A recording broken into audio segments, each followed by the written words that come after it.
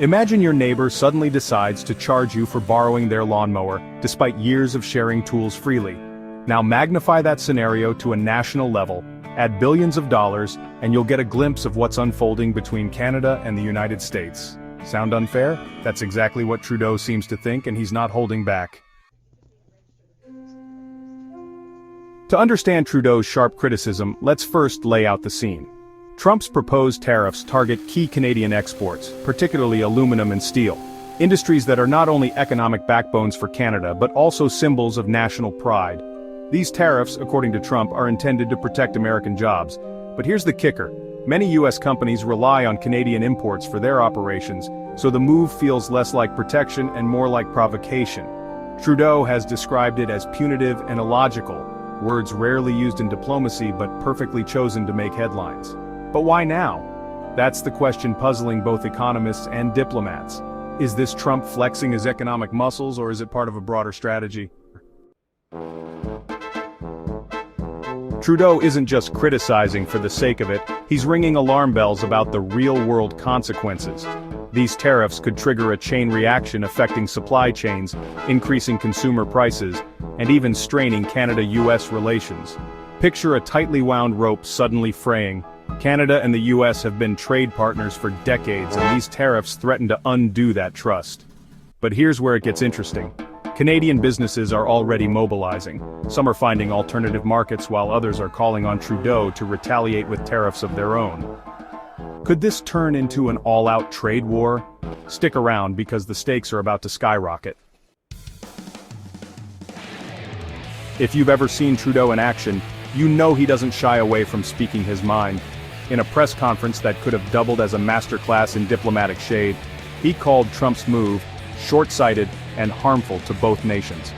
He didn't stop there, suggesting that these tariffs might violate international trade agreements, including the very principles of the USMCA, the trade deal Trump himself championed. Here's a question for you. Is Trudeau playing the long game by appealing to international allies, or is he genuinely furious? Either way, his words are designed to rally support not just in Canada, but globally. While Trudeau's criticism makes headlines in Canada, what's the reaction south of the border? Surprisingly, not all U.S. leaders are on Trump's side. Many Republicans and Democrats alike have raised concerns about the tariffs' potential to backfire, especially in industries like construction and automotive manufacturing that depend on Canadian materials. One senator even joked, "If we tariff Canada, we might as well tariff Santa Claus. They've given us nothing but goodwill." That quip, while humorous, underscores the absurdity some feel about targeting Canada, often seen as America's closest ally. What can Canada do in response? Trudeau has hinted at countermeasures, including tariffs on American products like dairy and consumer goods. Imagine going to your favorite grocery store and finding Canadian maple syrup cheaper than American butter. Sounds like a win for breakfast lovers, but it's a strategic economic chess move aimed at applying pressure where it hurts.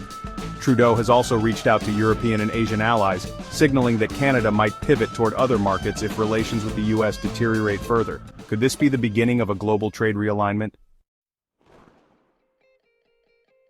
This isn't just a Canada-US story, it has global ramifications. Other countries are closely watching this standoff, especially nations like Mexico, Japan, and Germany, which have their own trade agreements with the US.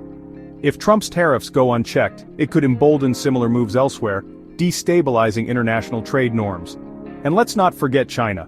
Already embroiled in its own trade tensions with the US, China might see this as an opportunity to strengthen ties with Canada, creating a ripple effect that could shift global alliances.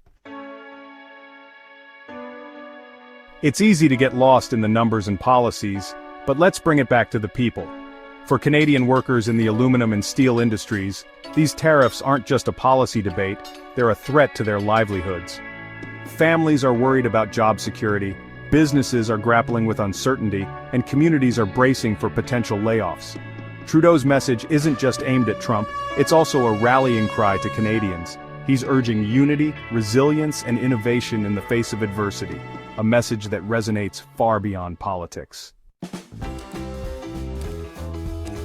At its core, this story is as much about personalities as it is about policies. Trudeau's approach, measured, articulate, and collaborative, stands in stark contrast to Trump's brash transactional style. This clash isn't just political, it's philosophical. It raises a deeper question: which leadership style is better suited for the complex challenges of today's world? What happens next? Will cooler heads prevail, or are we on the brink of a full-blown trade war? Trudeau has made it clear that Canada will defend its interests, but he's also left the door open for dialogue. Meanwhile, Trump remains unapologetic, doubling down on his America First rhetoric. The standoff feels like a high-stakes poker game, with both leaders holding their cards close to their chest. And just like in poker, the outcome will depend as much on strategy as it does on luck. As this story unfolds, it's clear that the stakes are higher than ever, not just for Canada and the US, but for the entire global economy. Will Trudeau's criticism spark a policy reversal, or will it deepen the divide between these two allies? If you want to dive deeper into US news and the broader implications of Trump's policies, don't miss our video on. It's packed with insights that will keep you informed and engaged.